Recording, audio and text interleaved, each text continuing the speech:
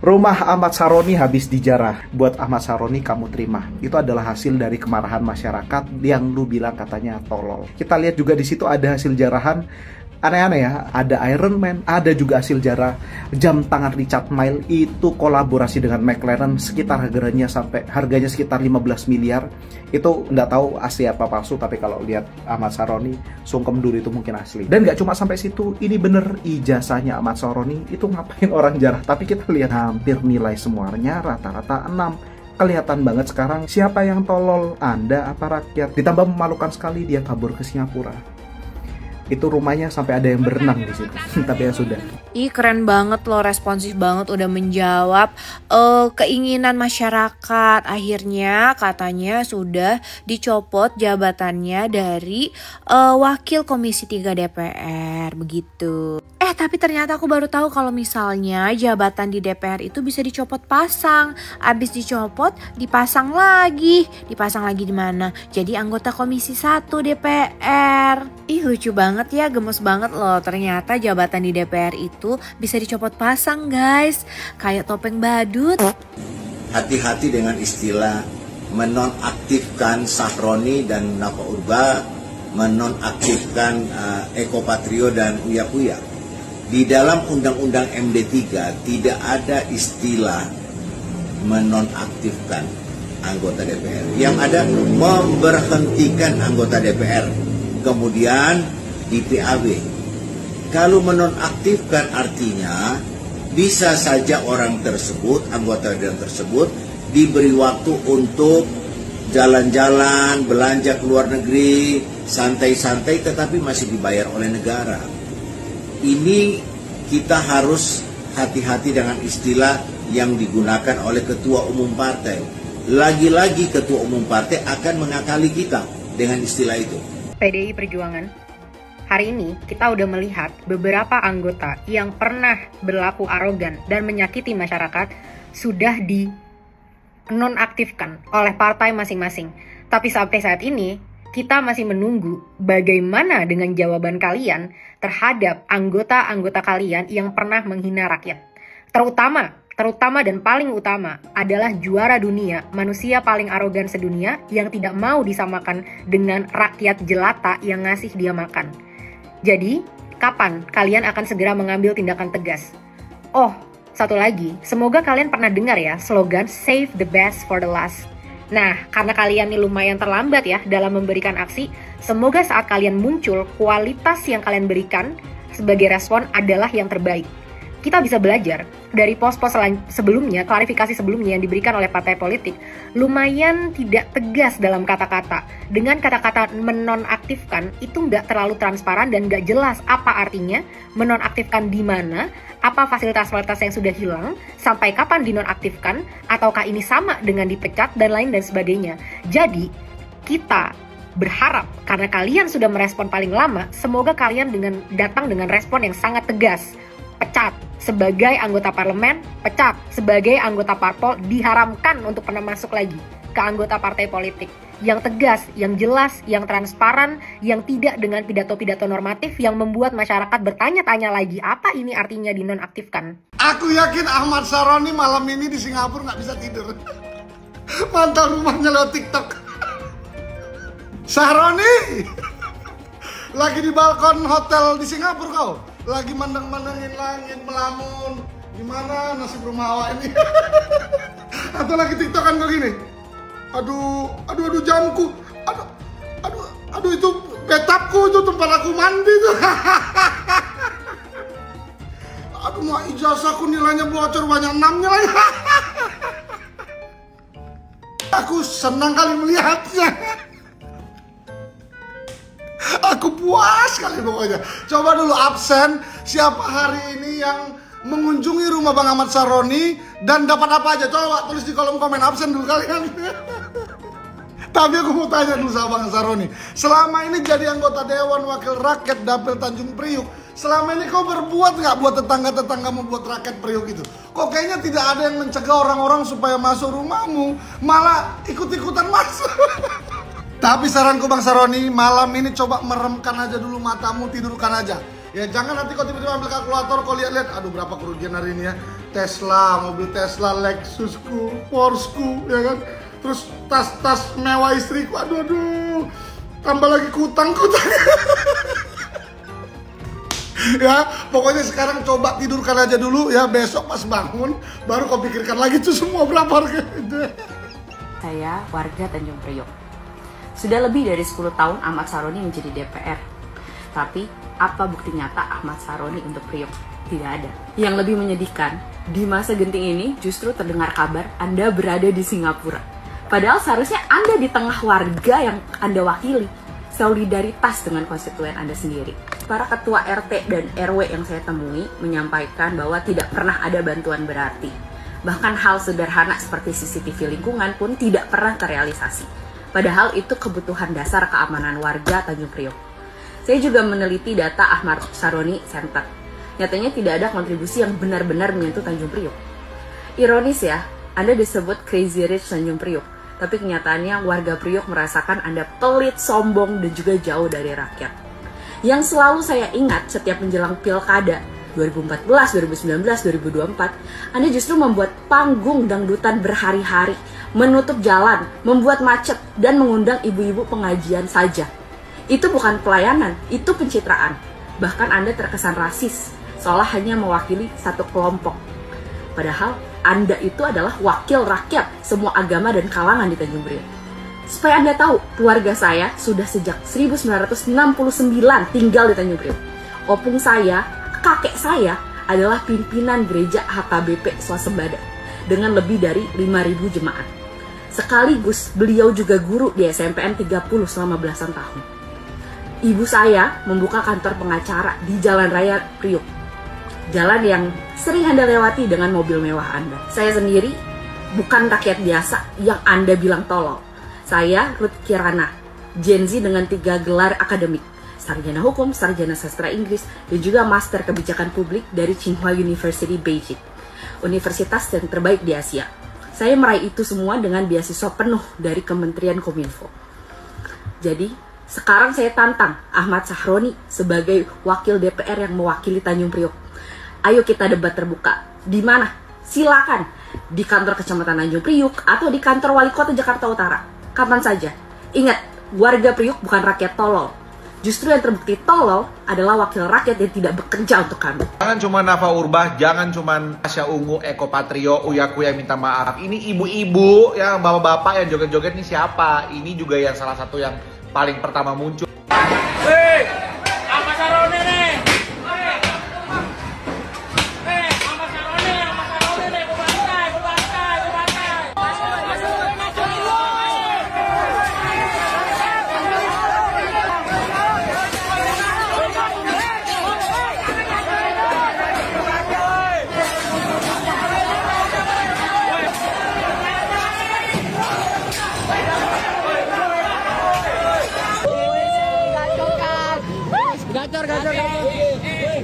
POP. Mana bang?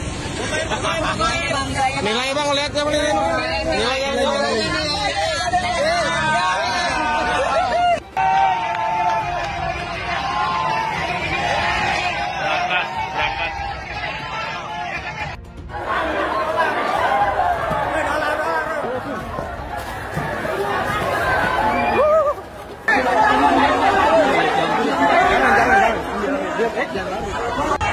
Mulai masuk ke dalam, mana manjat.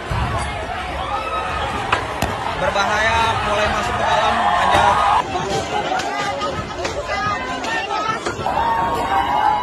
Palanya itu, gila, ini 1M, ya Allah. Nggak ada harganya 1M. Situasi terkini dari dalam rumah Ahmad Saroni.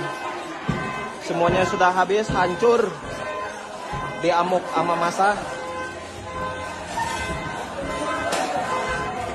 Patung Iron Man sudah berhasil dibawa.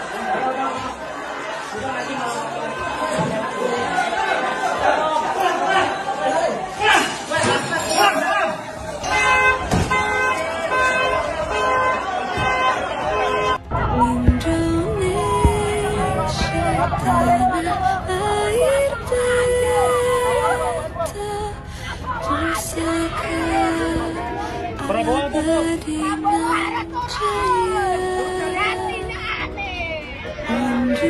ada yang main.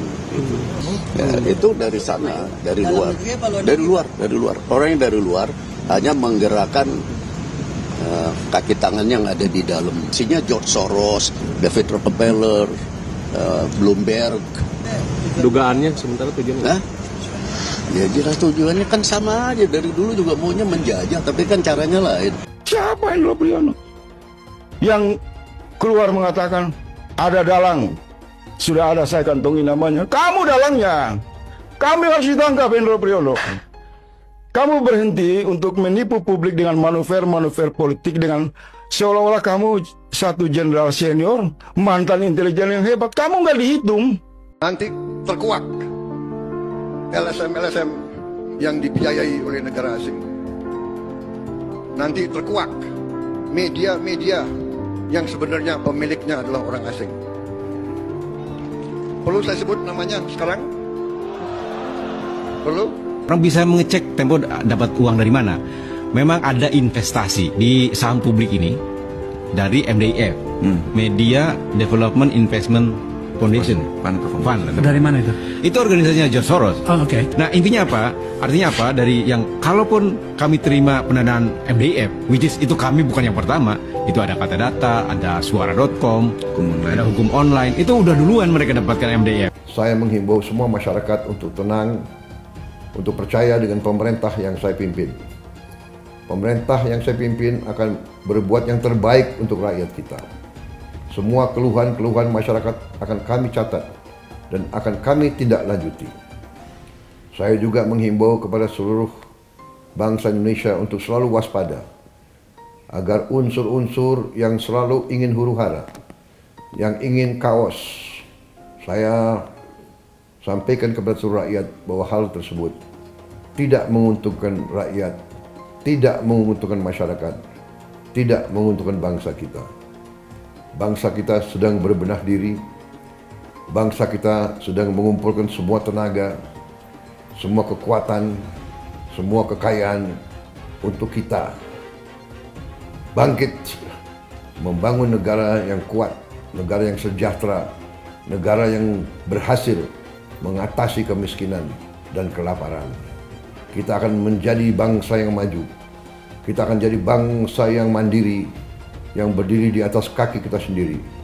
Kita akan menjadi negara industri yang tidak kalah dengan negara-negara lain. Untuk itu, kita harus waspada, kita harus tenang, dan kita tidak boleh mengizinkan kelompok-kelompok yang ingin membuat huru-hara dan kerusuhan. Ketua umum saya memerintahkan saya untuk menyampaikan secara langsung. Kita semua di sini, 8 partai, jangan sampai lembaga partai politik yang ada di bumi ini kita nggak dihargai, Pak. Tolonglah, Pak, dihargain satu sama lain, Pak. Kalaupun mau tangkap, misalnya Bapak berkomunikasi dengan pimpinan partai, kita anterin itu orang, Pak, ke Bapak. Jadi lebih enak, hubungan kelembagaannya ada. Kalaupun dia terpidana, dalam konversi pers terakhir aja saya katakan, Pak, kalau di mana yang bersangkutan dalam proses penyelidikan tindak pidana, silakan kerjakan. Jadi kita nggak melindungi, Pak. Pasti kita akan dukung penegakan hukum yang Bapak lakukan. Jadi terminologi OTT ini sebenarnya kami tidak pernah menyampaikan pimpinan. Ini adalah terminologi yang mungkin menjadi sebuah kebiasaan gitu, budaya, atau ya masyarakat menganggap ini adalah sebuah istilah gitu, OTT, operasi tertangkap tangan. Oleh karena itu maka penanganan, cara-cara penindakannya pun kami juga lakukan secara extraordinary crime, tapi dengan batasan berdasarkan aturan, norma, undang-undang yang menjadi payung hukum yang bisa dilakukan oleh Komisi Pemberantasan Korupsi. Aku baru ngeliat ada video dari Ahmad Syaroni, lagi nih manusia satu ini nih ya, dari Nasdem, bilang harusnya kalau mau penangkapan laporan dulu lah sama ketua partai. Otaknya di mana nih orang gitu ya, udah jelas laporan ke ketua partai biar apaan? Biar dihilangin barang buktinya, biar apa? Biar disupport, biar saling disembunyiin kalian sesama pegawai partai. Nih ya, kita bayar orang ini 104 juta per bulan buat memperjuangkan teman-teman separtainya, bukan buat memperjuangkan kesejahteraan masyarakat, memberantas korupsi di Indonesia. Siapapun karyawan DPR yang berani-berani pengen terus melanggengkan korupsi di Indonesia, siap-siap aja kita pecat kalian. Ingat nih ya, Ahmad Syaroni dari Nasdem, jangan pernah pilih orang ini, jangan pernah pilih partai ini lagi. Bubarin DPR ini kadang-kadang nih ya, masyarakat boleh kritik, boleh komplain, boleh caci maki, nggak apa-apa kita terima. Tapi ada adat istiadat yang mesti disampaikan. Jangan dikit-dikit DPR ngomongin masalah ini dihujat. Maka jangan menyampaikan hal-hal seenaknya, bubarin DPR. Jangan. Mental manusia yang begitu adalah mental orang tertolol sedunia. Catat nih, orang yang cuman mental bilang bubarin DPR, itulah orang tolol sedunia. Aku bener-bener murka banget ya lihat kearoganan dari karyawan kita di DPR, Ahmad Syaroni dari Partai Nasdem. Kenapa kita minta untuk bubarkan DPR? Satu, mereka udah gagal dalam menjalankan mandat dari masyarakat yang diberikan kepada mereka. Tapi kalau bicara dengan tunjangan, ngatain tolol pun berani mereka kepada masyarakatnya. Luar biasa ini ya, karyawan rakyat kita yang nggak tahu diri. Ahmad Syaroni, denger ya, aku adalah juara debat se-Asia Pasifik di Nanyang Technology University tahun 2014, waktu dulu aku jadi mahasiswa. Aku adalah mahasiswa 1 berprestasi GEM tahun 2014. Aku mewakili Indonesia dan masuk sampai quarter final di lomba debat dunia di Berlin tahun 2012. Jadi, saat kamu ngatain kita tolol, aku kasih kamu bukti ya. Kita lihat siapa yang sebenarnya bener-bener tolol di sini. Sekarang aku mau bahas nih ya, kata-kata kamu di konferensi pers itu. Kita harus menjunjung adat istiadat. Adat istiadat apa yang kamu junjung? Kita sebagai masyarakat Indonesia, adat istiadat kita adalah solidaritas, kesejahteraan, persatuan. Adat istiadat apa yang kamu bela? Maling uang rakyat, korupsi, janji-janji palsu. Itu tidak mewakili masyarakat Indonesia lagi. Itu mewakili kamu, partaimu, dan kepentinganmu. Apa sih capaian pekerjaan kamu sampai saat ini gitu ya? Aku lihat kamu di Instagram seneng banget tuh untuk pamer-pamer kekayaan ya kan. Wah, crazy rich Indonesia man, sultan gitu, motornya, mobilnya, wow, wadidaw, kaya banget lu bro. Kalau beneran kaya dan udah kaya, kenapa masih maruk mau mempertahankan tunjangan dari pajak hasil kerja rakyat Indonesia yang bekerja dengan sangat keras, sangat jujur, desak-desakan di transportasi, susah cari pekerjaan yang pengen kamu pajakin kemana-mana itu. Ngapain mau ngambil duit kita kalau memang kamu sudah crazy rich? Nah sekarang kita bahas nih kesombongan kamu, ya kan? Katanya orang tolol sedunia. Tahu diri ya, kalau berani ngatain bos kamu, setidaknya jangan dimakan duitnya. Udah setiap hari dimakan duitnya, di-enjoy tanggungannya, bisa gila hormat petantang-petenteng, ngatain tolol. Sekarang aku mau kamu mikir, 2 hal. Yang pertama, kita adu debat deh. Kita nggak usah saling ngatain tolol, kita adu debat aja gimana. Ini topiknya tentang tunjangan ya. Apakah tunjangan DPR itu berkontribusi terhadap kesejahteraan masyarakat atau enggak? Kalau kamu kalah, gagalkan tunjangan DPR. Kalau aku yang kalah, dengan legowo aku akan support kamu untuk dapat tunjangan itu. Gimana? Berani nggak? Ditonton tuh sama seluruh masyarakat kamu. Kedua, coba kalau bisa sekali-sekali baca sejarah, terutama tentang revolusi Prancis di abad ke-18. Nggak usah jauh-jauh ke Prancis deh, tahun 98 aja. Kamu udah ada kan tahun itu kan? Lihat tuh, diktator 32 tahun jatuh di tangan masyarakat. Karena apa? Gagal mensejahterakan petantang-petenteng lagi dia dan sekeluarga. Ahmad Syaroni, jawab ya tantangan debat dari aku. Kapan? Kasih tahu. Kita jalankan, kita laksanakan. Banyak juri-juri debat yang profesional. Jangan ambil dari teman-teman kamu lagi. Nggak punya empati mereka semua soalnya. Sorry ya, Anies terbaik. Indonesia butuh Anies. Setujukah Anies presiden? Anies. Catat nih, orang yang cuman mental bilang bubarin DPR, itulah orang tolol sedunia.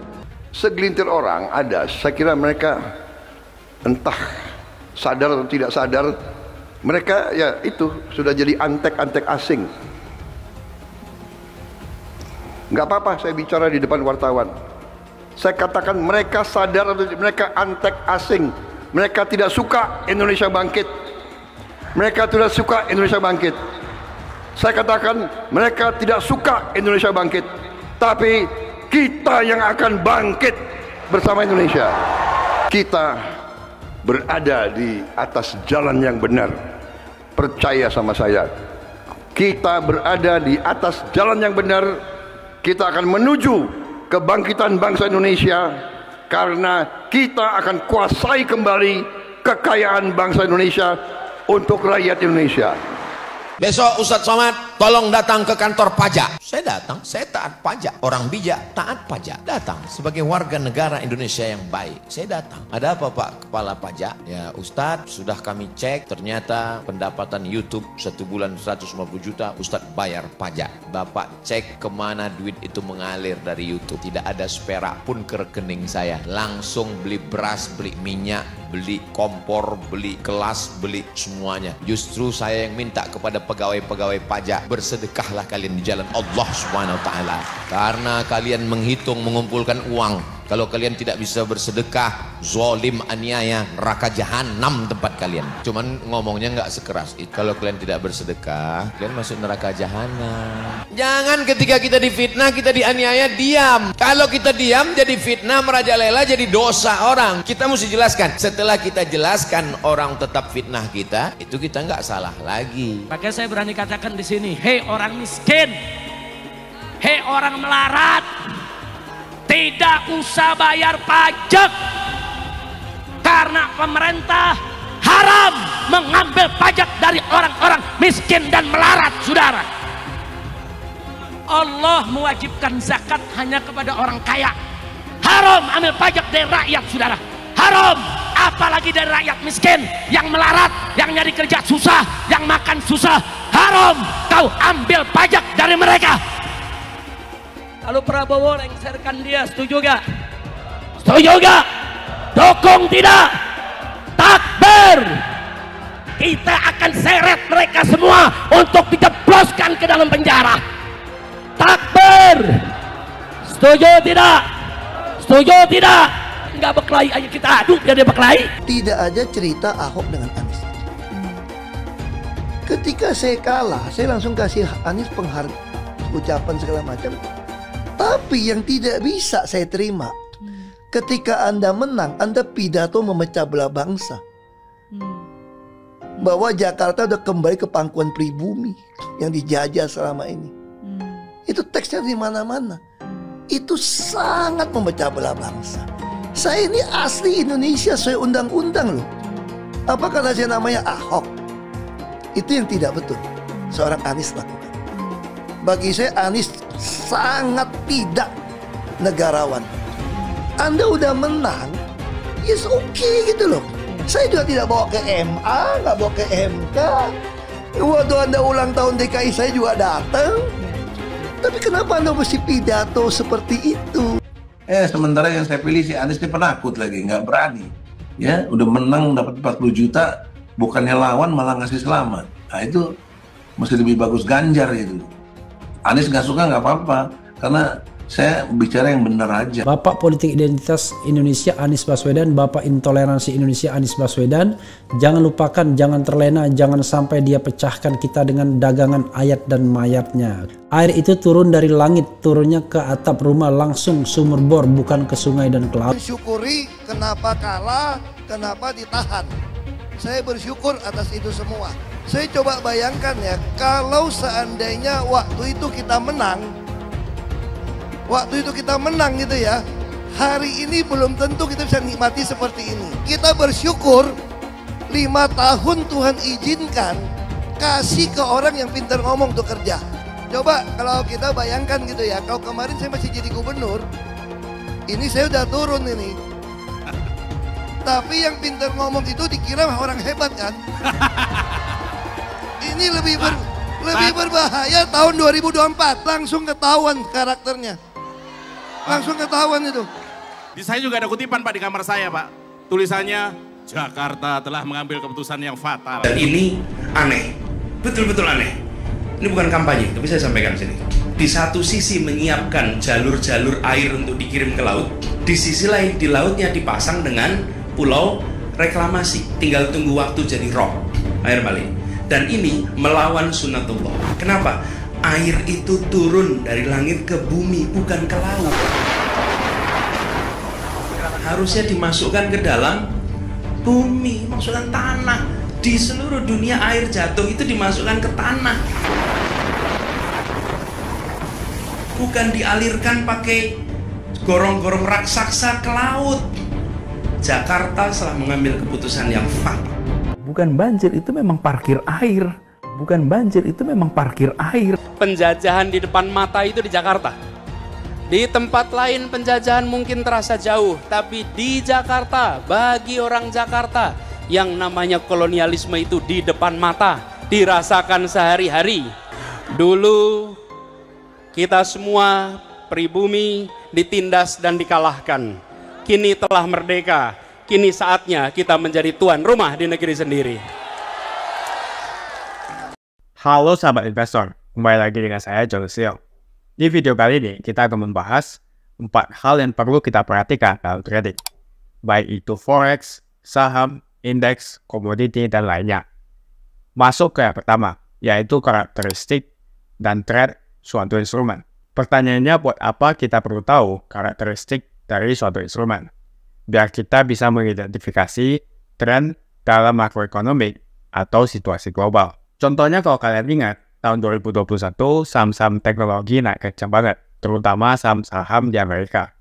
Kalau kita trading di saham-saham teknologi US, cuannya pasti bukan main, karena arahnya sangat jelas. Contoh lainnya di tahun 2022 kemarin, ada tren komoditi. Salah satu alasan secara makro adanya perang Rusia-Ukraina. Hal ini yang membuat harga komoditas, khususnya harga batu bara, naiknya kencang banget. Rally-nya kencang banget. Termasuk harga oil. Yang artinya, kalau kita paham dan ambil opportunity trading di sana, pasti jauh lebih efisien karena arahnya jelas. Atau contoh lainnya di tahun 2024, misalnya saat ini ada tren di Bitcoin. Jadi di poin pertama ini, dengan memahami karakteristik aset kelasnya dan cycle-nya masing-masing, kita bisa mendapatkan banyak opportunity dan terhindar dari yang namanya lawan arah tren. Dengan mengetahui tren apa yang terjadi di tahun ini, kita bisa memanfaatkan sesuai dengan trading plan kita. Kita lanjut lagi soal lawan arah atau lawan tren. Bayangin di tahun 2021, saham teknologi lagi naik, tapi kita lawan arah atau sering kita buka posisi shorting. Shorting artinya posisi trading di mana kita mendapatkan keuntungan dari penurunan harga.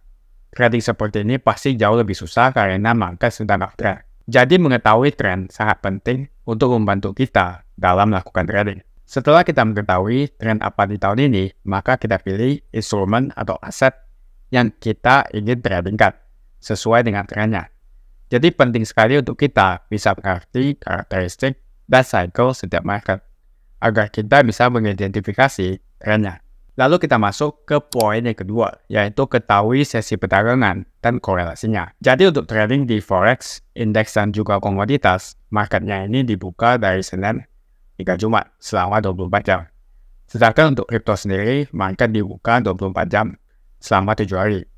Jadi tidak ada hari libur. Dalam market ini dibagi menjadi 3 sesi utama, yaitu sesi Asia, Eropa, dan juga Amerika. Yang pertama adalah sesi Asia. Jadi sesi Asia ini terbagi jadi 2, yaitu Sydney dan juga Tokyo. Kalau Sydney, ini dimulai dari jam 3 pagi hingga jam 12 siang. Kalau Tokyo, dari jam 7 pagi hingga jam 4 sore.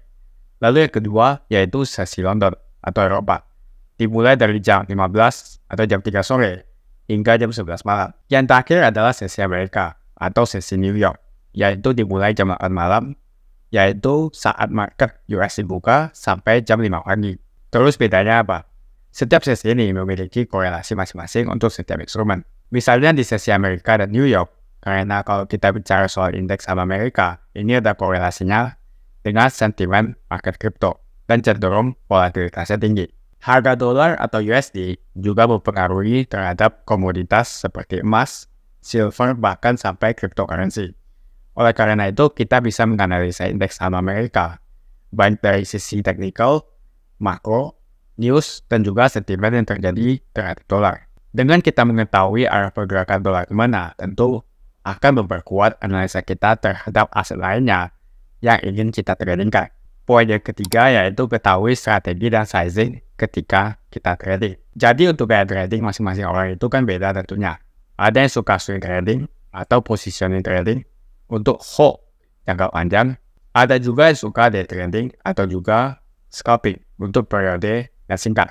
Size untuk setiap gaya trading yang kita gunakan harus kita sesuaikan. Di sini untuk sizing kita bisa terapkan 2% rules atau maksimal kerugian 2% dari modal per transaksi. Kita bisa gunakan juga strategi risk portrait 1:2.